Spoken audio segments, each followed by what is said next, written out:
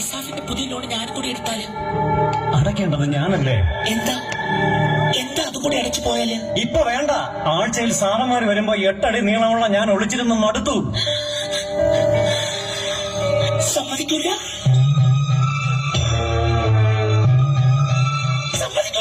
Micro ഫിനാൻസുകാർ ഈ കുടുംബത്തെ അറിവുമല്ലോ ദൈവമേ. അപ്പൊ ഇസാഫിന്റെ അടുത്ത് മുത്തൂറ്റിൽ അടയ്ക്കാൻ സമ്മതിക്കില്ല.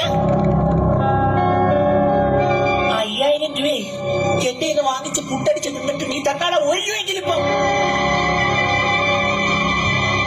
ഇതുവരെ ദേഹം അനങ്ങാതെ ഇവിടെ ഇരുന്ന് തിന്ന് മാട്ട റമ്മം കുടിച്ചു നടക്കുന്ന നിനക്കറിയാമോ ഈ കട്ടിൽ ലോൺ നടത്തിയാണ്?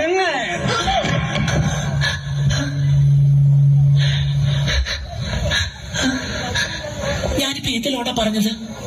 എന്ത് പേരാ പറഞ്ഞത്? എന്ത് ലോണിന് കാര്യം പറഞ്ഞത്? ഇല്ല, ഒരു ലോണും പറഞ്ഞില്ല.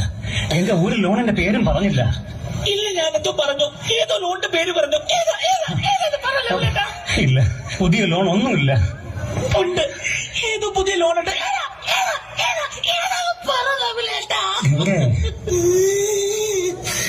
ഇത്ര എടുത്തതൊന്നും പോരല്ലേ? ഇതുപോലെ ലോൺ എടുത്ത ശങ്കുണ്ണിയേട്ടന്റെ അവസ്ഥ എന്താണെന്ന് അറിയോ?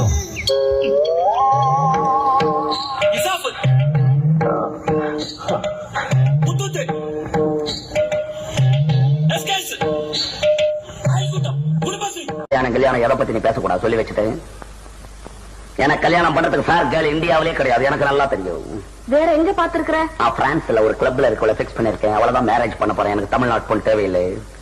ஏண்டா தம்பி இப்படி எல்லாம் பேசலாமா? உங்க மாமா வேதரத்னம் இருக்கிறாரு, அவர் பொண்ணு சந்திரான்னு ஒரு பொண்ணு இருக்கிறா, அழகா இருக்கிறா, மூக்கு மூலியமா இருக்கிறா. அவளை நான் கல்யாணம் பண்ணிக்கணும். அதுக்காக இங்க வந்து எனக்கு தொல்லை கொடுக்குறேன். கல்யாணமா கல்யாணம்? கல்யாணம் எதுக்கு பண்றதுன்னே இந்தியாவில இன்னும்